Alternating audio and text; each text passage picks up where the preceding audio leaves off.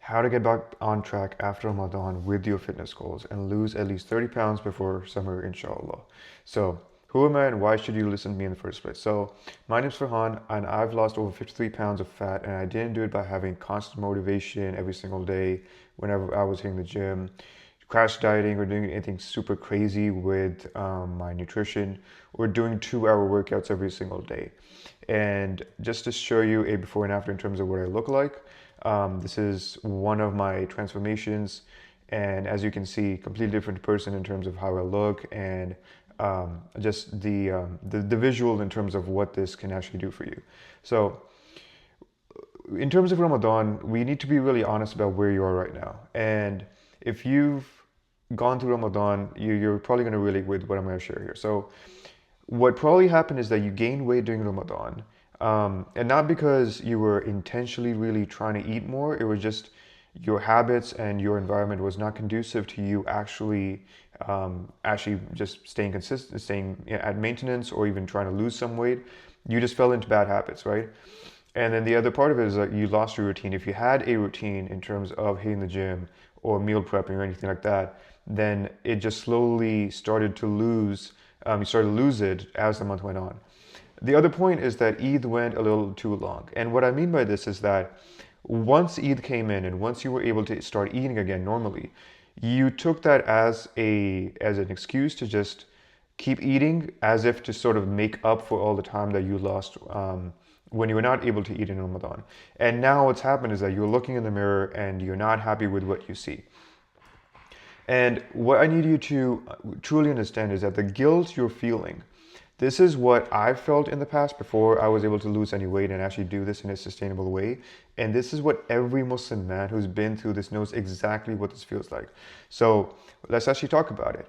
The cycle that you've been stuck in, it really just comes down to a couple different pieces. So in the beginning, at any point during the year, you're super motivated. You're super like, hey, let's actually do this. I'm actually going to lose the weight.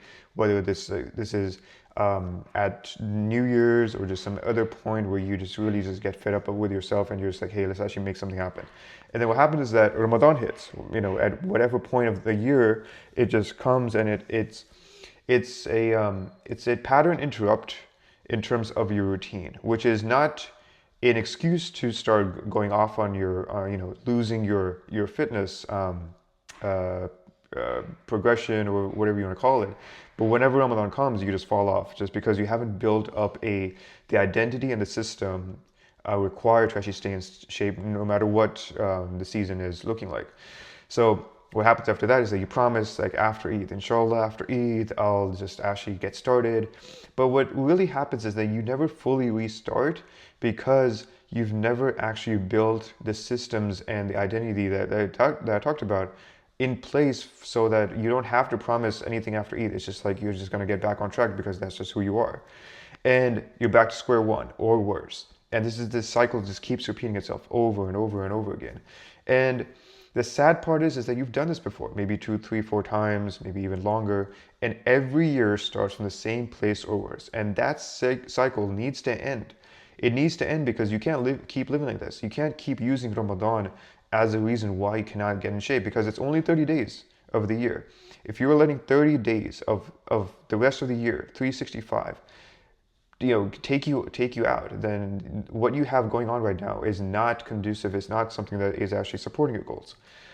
So we need to actually reframe what Ramadan actually was. And the simple way to actually, before I give you any strategies, any tactics, any numbers or anything, I need you to understand what you actually went through. So you went to 30 days of fasting, 29 or 30, and you did hours of Taraweeh every night. You were in the masjid for an hour, 2 hours, especially in the last 10 nights of Ramadan. You were there for probably half the night or even the entire night. And then you were completely locked in. You were so locked in terms of what you were doing. And you were just like, okay, this is just that season where I need to just completely focus on my spirituality, on my connection with Allah.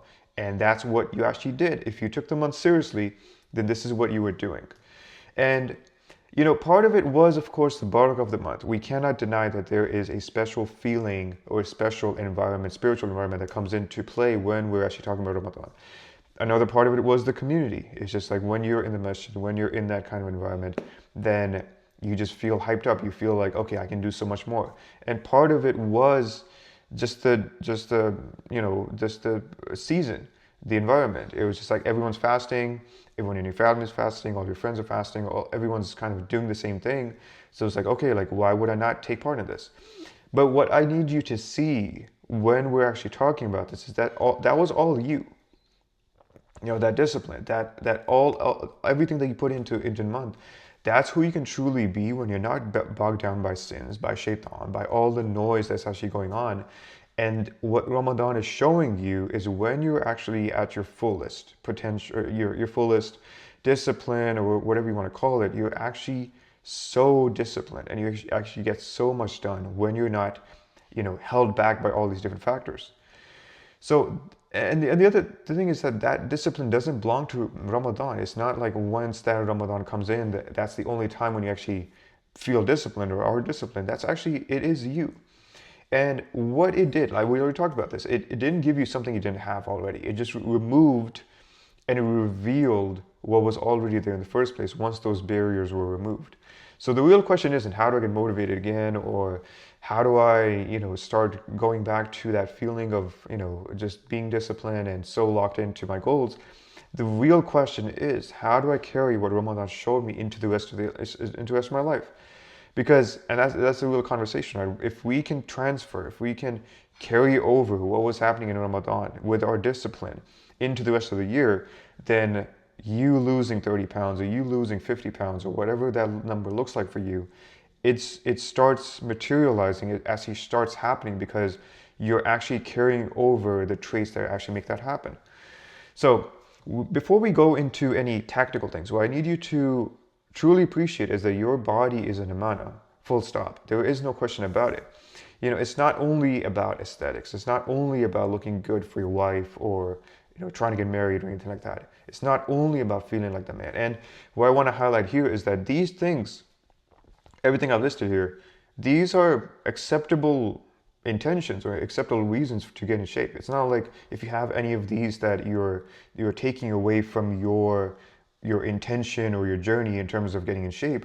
These are good things. These are good motivators. But at the end of the day, when you actually strip everything back and you look at what's the driving force behind why you should do any of this, is that your body is a trust from Allah, and it's something you'll be asked about. It's not something that you can just throw away and just use as you please. It's actually something that you have been entrusted with.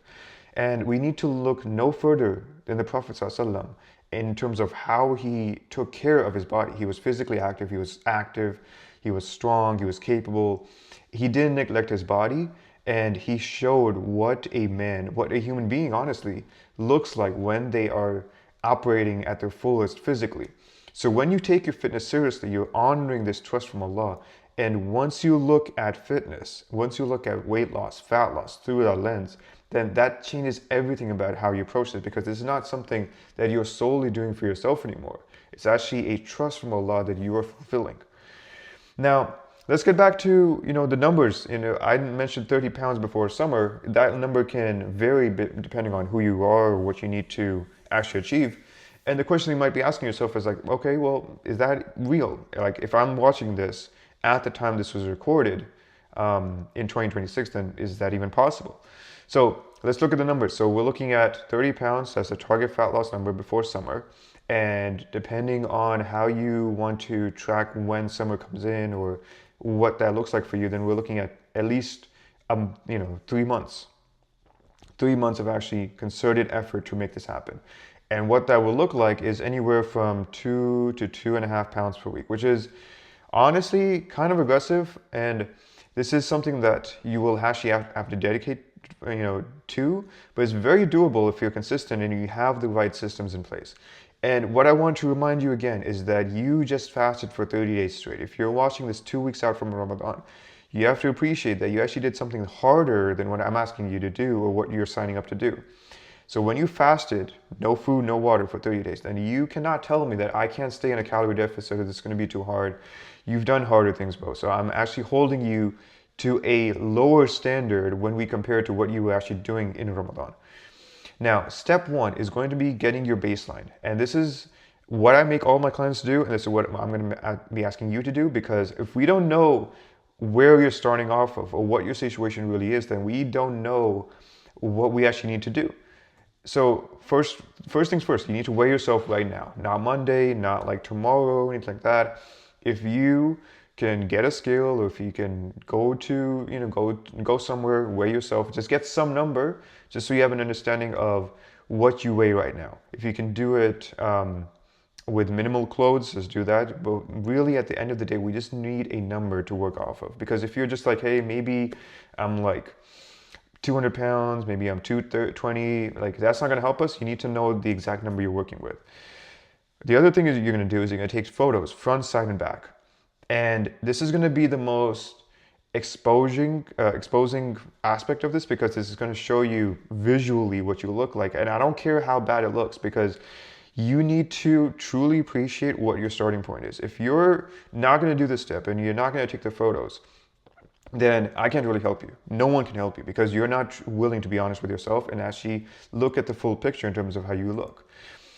The other thing is going to be you're measuring your waist. And this is the reason I make my clients do this. And the reason I think this is so important is because when you start going about the process, you will start realizing that at some point, during some weeks, your weight will not change, or will not change that much. And when you look at photos week to week, they won't change as much either. But when you measure your waist on a even 2-week basis, you do it every 2 weeks, then this will change the entire picture, and this will start telling the complete story. Because if your waist is coming down, even though the other factors aren't changing, then you are making progress. It's as simple as that. And you need to write all of this down. You need to, take all these numbers, take everything that I talked about, and screenshot what I'm requiring you to do. And this is going to be your day one protocol. If you can do this, then you're already ahead of, I would say, even 90% of guys who will never do anything in terms of understanding what their baseline looks like. And you need to do this today. If you're watching this on a Monday, I mean, that's fine. But no matter when you watch this, this is not something that you can push off. You need to actually do this as soon as you actually get to this slide in the video. Now, step 2 is going to be locking in your calories and your protein. And this is where, we talk about the math that makes everything possible. Because if you're actually serious about this, you need to know what's actually required of you when you actually start putting your meal plan together. So what you're going to do is you're going to take your body weight in pounds and multiply that by 14. That's going to be your maintenance calories. That's what you need to eat every single day, and just not lose any weight, not gain any weight. That's going to be just keeping you at your current weight. What you're going to do from that point is subtract 750 to 1,000 calories. That's going to create your calorie deficit. If you don't want to go as extreme as that, you can do even 500. Just understand that your journey will take a little bit longer, but it will be a little bit more enjoyable. So 500 is your basic lower floor in terms of how you want to go about this. But if you're trying to actually make this happen fairly quickly, then 750 to 1,000 is what you want to be looking like. Now, in terms of your protein, you want to multiply 0.8 to 1 gram per pound of body weight. That's going to be your daily protein. That's going to be non-negotiable. But this is not going to be the full story. But if you just lock this in, your calories and your protein, then you're already going to make so much more progress. But I do want to give you what your macro protocol needs to look like. And this is what I teach all my clients when they could go through the Sacred Fitness Academy mentorship. If that's something that you're interested in terms of like me actually giving you all the numbers and making sure that you have full awareness in terms of what you need to be doing, and all you need to do is just eat, train, recover as I tell you to, then go to the link in the description, fill out the application. If you qualify, we'll hop on a call and I can walk you through the entire program in terms of what it'll look like for you. But coming back to the numbers, if you want to put a full meal plan together, then this is what you need to focus on. So 35% of your calories need to come from protein. And this is super important, because if you're lower on protein during your fat loss phase, then you're risking losing muscle. So having good protein actually preserves muscle, and actually helps you build some muscle as well. It maximizes satiety, which is your feeling of hunger, and this is something that's super important as you're starting to lose weight, and it supports recovery and adaptation when you're going about this process, right? When it comes to carbs, I'm not a believer that you need to cut out carbs or carbs are evil or rice is bad or anything like that. This carbs are actually very useful because they fuel high intensity training, which is absolutely something that we're going to be talking about. You need carbs, especially around the times when you're going to be training. This is actually going to help you get the most out of your workouts. It optimizes performance and recovery and maintains metabolic flexibility. What that means is you're not going to be crashing your metabolism just because you decide to take out carbs and maybe you lose some water weight, but as soon as you bring carbs back, your body just rebounds. So we want to prevent all of this, extreme rebound effect happening consistently. So we're going to keep carbs in there. Now, when it comes to fats, these are super important because they support your hormonal health. And believe it or not, this is a major reason why you're able to lose fat in the first place. If your hormones are completely screwed, then your body's not getting the right signal in terms of your metabolism, and that would be another reason why you're going to be having a hard time on your fat loss phase. It provides the essential fatty acids that are required just for your body to function as it's supposed to, and it enhances meal satisfaction. So when you look at the complete picture in terms of what your protein, carbs, and fats look like, then all of these needs to be in this right order. And your calories that we talked about, when you look at your calorie deficit, they need to be 35% protein, 40% carbs, and 25% fats. Now, you might be wondering, like, hey, okay, that's cool, but what should I eat? What food sources should this come from? So, good question. What I've done here is created what I give all my clients, a Sacred Athlete Food Matrix. And this is not exhaustive by any means, but what it will do for you is it will give you a realistic idea of what constitutes healthy and nutrient-dense food. So when we're talking about proteins, I won't go into all of these, but what you'll notice is that all of these are single ingredient foods. And these are good sources of foods that you should be looking at. So my personal favorites are going to be Greek yogurt, fat-free or even low-fat will work perfectly fine. Whey concentrate, whey isolate, whatever you want to prefer. It's going to be a good, I don't call it a supplement, but it's just a good source of protein. Ground beef is a very popular option, 93.7, 90.10.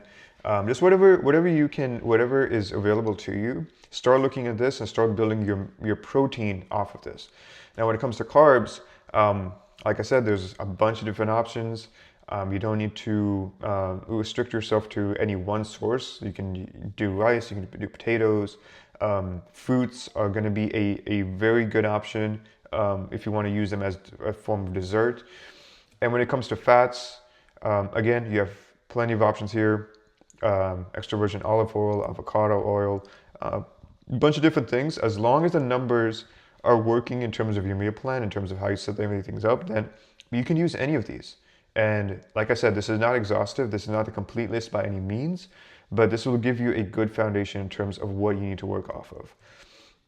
Now, building a meal structure, this is going to be step 3 that you can actually follow. The way we're going to do this is we're going to actually have a proper structure. We're going to structure this around your prayers. This is by far, I will talk about this in a little bit more detail, but if you're Muslim, then you need to fully utilize the structure that your Salah provides to you. So after Fajr, this is when you're going to have your meal 1 or mid-morning meal, whenever you want to have it. But after Fajr is going to be your anchor in terms of, okay, like this is going to be my first meal. I'm going to have my eggs, I'm going to have my oats, whatever. And that's how I'm going to start my day. When Zohar comes, that's when going to be when your lunch is going to be happening. That's when meal 2 is going to happen. And then around Maghrib, you want to have your dinner, which is going to be meal 3. And the reason I say Maghrib and not Isha is because you want to give your body enough time before sleep to actually digest food. If you're eating a full meal 30 minutes before you decide to go to sleep, then you're putting yourself at a very hard disadvantage because your body's going to be trying to digest food and also trying to get into that deep rest mode. And if you're eating a heavy meal before going to sleep, then it's going to be very hard. It's going to affect your sleep quality, which is a big driver in terms of whether you're actually losing fat or you're actually just staying in place, spinning your wheels. And the big thing I need to emphasize this as much as I can, protein at every meal, and this is going to be non-negotiable. I can't have you having your meal 1, meal 2, super high on carbs, and then deciding like, oh, like I think I need to have some protein, and then just fitting whatever you can in meal 3. No, you need to. Every meal that you have needs to have some kind of protein in there. You can break it up. You can have more in the morning, more at night, whatever. But every meal needs to have some kind of protein in there. And I'm going to be careful in terms of what I say, but the reason I say you don't have to eat clean is that as you go about this process, we have to factor in real life as well. It's not going to be a case where you can just cut everything off and you're not going to any social events. You're not going to eat your wife's food or your mom's food or anything like that. You don't need to give up your food necessarily, but you do need to hit your numbers consistently enough so that you're actually working towards losing, like I said, anywhere from 2 to 2.5 pounds, even 1.5 pounds to start. And this is going to be what creates the difference between, what people call dieting and an actual system that works. People say they're dieting all the time. If someone's, actually vaguely even interested in losing weight, they're going to be saying, yeah, like I'm on a diet. But the reason someone is able to lose weight versus not is because they have a system. And when you factor in that you actually can have the meals that you enjoy or that you have as part of your culture, then you can actually start making progress and not get caught up in terms of trying to be super clean all the time. Now, step 4 is going to be anchoring everything to your Salah. And this is where it needs to click for Muslim men or Muslims in general. Listen to me. You're already praying 5 times a day, or you're working towards praying 5 times a day. What you need to truly appreciate and truly understand is that those are 5 built-in checkpoints that nobody else has.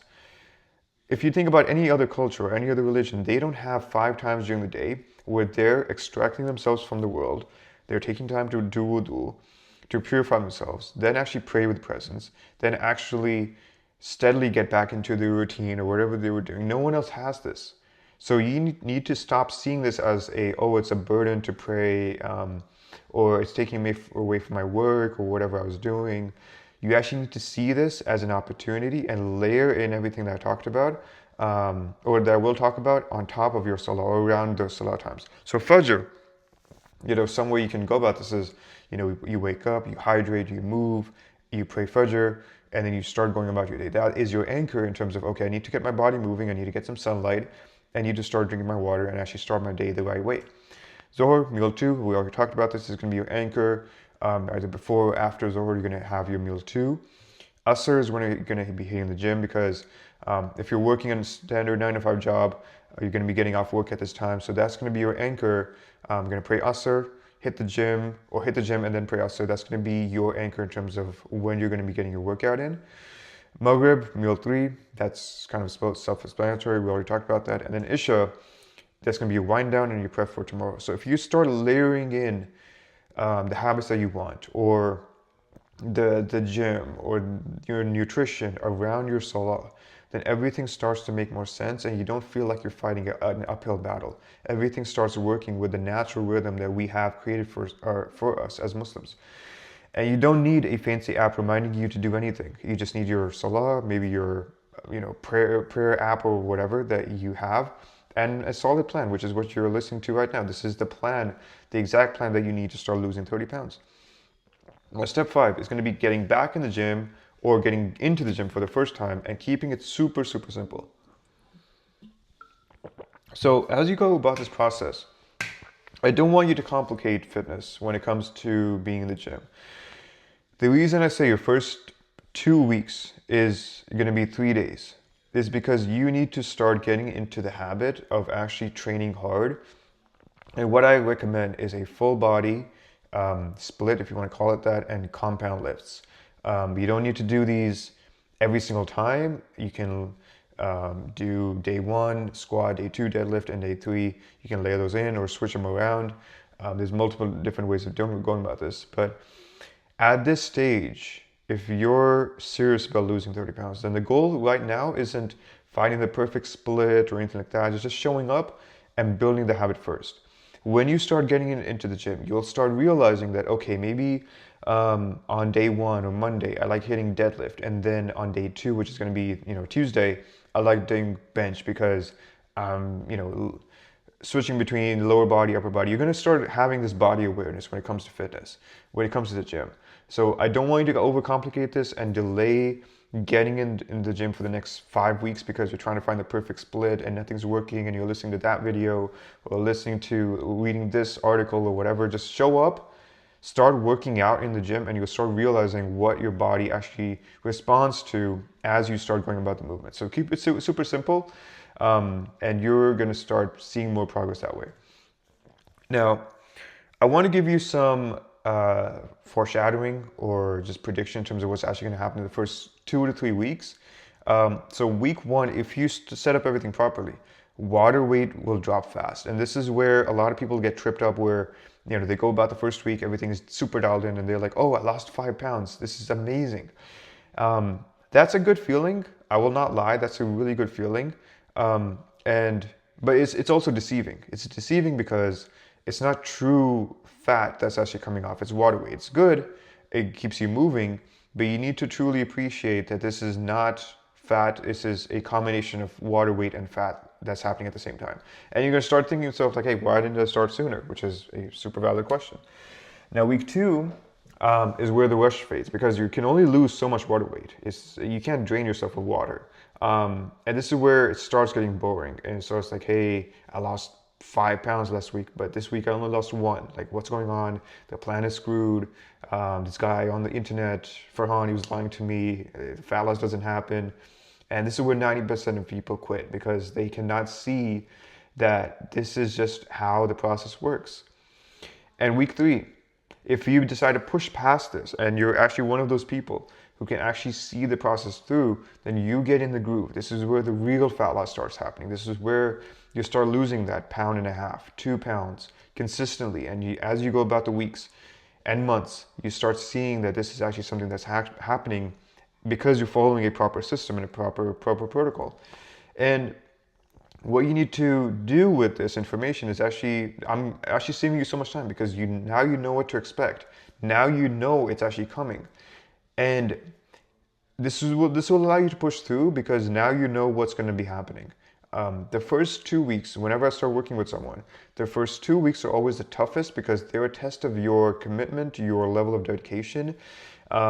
It's not because the plan is suboptimal or it's not ideal or anything like that. It's truly because your body is getting a new stimulus in terms of actually being in a calorie deficit properly for the first time. So this is where you need to push through. And if you get past the first 2 weeks, then you're playing the game. You're actually in the game at that point. But many people, like I said, 90% of people, they quit at week 2 because they're like, oh, this whole weight loss thing doesn't work. I need to do keto or like a juice diet or something. Like, if you can actually see this through properly, then you will see the results that you're looking for, inshallah. Now, the roadmap, let's actually map this out in terms of how it's going to look week by week to summer or whatever your end goal or your end time looks like. So weeks 1 and 2, that's going to be a reset. And you're going to drop the water weight, and you can expect anywhere from 3 to 5 pounds gone. It can be more or less depending on what your starting point is, but it's going to be happening very quickly, and just expect it. This is not going to be how it's going to be forever, but this is just how it's going to start working. And then weeks 3 to 6 is when you're going to be in rhythm, and this is where the deficit is really going to start kicking in. So you can expect to lose anywhere from, I said 8 to 12 pounds here, but it could be 6 to 10, 6 to 8. It really just depends on what your starting point looks like and how dialed in you are with your deficit. But if you're doing everything properly, then you should be losing a substantial amount of weight in these first couple of weeks. And what you start noticing is that your clothes start fitting different. So if you were wearing an extra large and it was kind of hugging you snugly, then you'll start feeling like, oh, it's like a little bit loose. Like maybe I need to size down to a large, or from a large to a medium. So this is where you'll start getting that first wave of confidence when it comes to weight loss. Now, weeks 7 to 10 is where the momentum really kicks in. And if you're doing everything right, then you'll have lost a cumulative of 18 to 22 pounds. And at this point is where people start noticing, they start saying comments like, hey, I noticed you've slimmed down a bit. Are you doing anything? What's your plan? What are you doing? And this is very encouraging. Not because you're looking for this necessarily, but this is where you start getting feedback, real world feedback in terms of, hey, this is actually working and people are noticing. And it's a good thing to kind of look out for. Now, weeks 11 to 14, this is going to be the final stretch. And If you've done everything right and you stuck with the process and you did not let um, life or just minor setbacks like really throw you back, then mashallah, you've lost 25 to 30 pounds and you've achieved your goal and you feel and look and operate like a completely different man, a completely different person at this point. And if you follow this through and you actually took action on this video, then alhamdulillah, mission accomplished. And this is the roadmap. Everything works if you work it. If you look at this video and you're like, hey, nice, but I'm gonna keep pushing this off or whatever, then I can't help you. But if you actually decide to follow this, then this will actually work for you, inshallah. Now, I want to mention 3 things that will mess you up, and these are 3 very, very common problems that I see with anyone starting, especially if they don't have someone on their side, in their corner, in terms of them helping them avoid this. So the first one is going to be trying to be perfect. And this will come from a place where if you're someone like a physician, or you're an executive, or even if you just like feel like you have high standards that you work off of all the time, then you're going to have this tendency to want perfection with everything, where your meal plan needs to be perfect, your split needs to be perfect, your sleep needs to be perfect. And that's very unrealistic, because what's going to happen because of that is that one bad meal, one bad day, one skipped workout will totally throw you off, and it will set you back 3 weeks, which is going to do you no favors. So what you need to do is just maintain consistency. If you can have an 80 to 90% compliance rate on this program, then you'll win. And what you need to appreciate is that one bad meal doesn't ruin an entire week. It's quitting. Quitting is what happens when you try to be perfect. Number 2 is going to be doing too much cardio and not enough lifting. So no, I know I didn't talk about cardio in this video, but stay tuned. I will give you some more information in terms of how I should do that. Cardio doesn't build the body you want. You've seen this, sentiment, or this idea that, like if you're trying to lose weight, then you need to do a lot of cardio. Cardio has its place. I'm not going to deny that. And if done properly, it actually accelerates what you're doing, but it's not the foundation in terms of getting the body that you want. Lifting heavy, getting stronger, putting on muscle, that is what helps you go from where you are right now, overweight, to actually athletic. If you do too much cardio, then you'll lose 30 pounds, but a good portion of it, even 50%, will be muscle. And we're not trying to go from overweight to skinny fat. We're trying to go from overweight to lean and athletic. And what creates that is building muscle. And what creates that is lifting heavy and getting stronger in the gym. Number 3 is going to be eating clean without tracking or having some kind of meal plan in place. Now, I gave you the numbers that you need to work off of. But you might be looking at that and saying, hey, maybe I don't want to follow this. I just want to eat clean, and I don't want to be obsessed with numbers or anything like that. The truth is, you can eat clean and still overeat. Just because you're eating pasture-raised eggs and non-GMO ground beef and fresh from the ground avocados, you can still be in a calorie surplus. You'll be eating super clean. Your body will be loving it, but you will not be losing any weight. So what you need to do is actually know your numbers. If you really care that much about eating clean, then eat clean within your numbers. If you can do that, then you're going to be fueling your body properly and also losing weight at the same time. That's what you need to do. And if you can avoid these 3, then you're going to be ahead of most guys trying to do this, right? So because if you try to be perfect, you do too much cardio, or you're just like, hey, I don't want to obsess with numbers, then you're going to be doing yourself a massive disfavor as you go about this. Now, as we close off the video, I want you to understand that this time has to be different. And here's why it can be. The difference isn't the plan or anything I told you, because the truth is every plan works if you follow it. They will work differently in terms of what they create. But if your goal is to lose 30 pounds and look different at the end of it, and every plan will work if you give it your sincere effort. The difference, what creates that difference in terms of whether you actually achieve this or not, is who you see yourself as. And this is where your identity really comes in. Because if you see yourself as someone who honors their body as an amanah, as we talked about, who carries Ramadan discipline into every season of their life, and it isn't confined to just 30 days, and who doesn't quit because that's not who you are anymore, then that identity shift is what will make this time the last time you ever have to wonder, can I lose 30 pounds, or can I get in shape, or can I actually do this? Because your identity is anchored to the kind of Muslim who excels at everything and who is actually capable and actually, more than qualified to lose weight. And that's what, your identity really needs to be anchored in. Now, here's your next step. If you want a full free course in terms of everything that we talked about, I mentioned cardio, I mentioned, even this identity anchoring, then everything is going to be in a full 6-hour course I've created here on YouTube. So just go in the description, you'll find it there.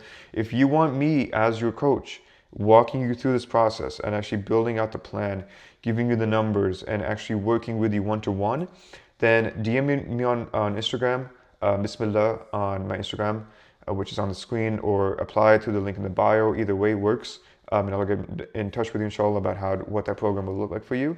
But if you're past the free content and you're like, hey, I actually do want someone coaching me through this, then let's get to work.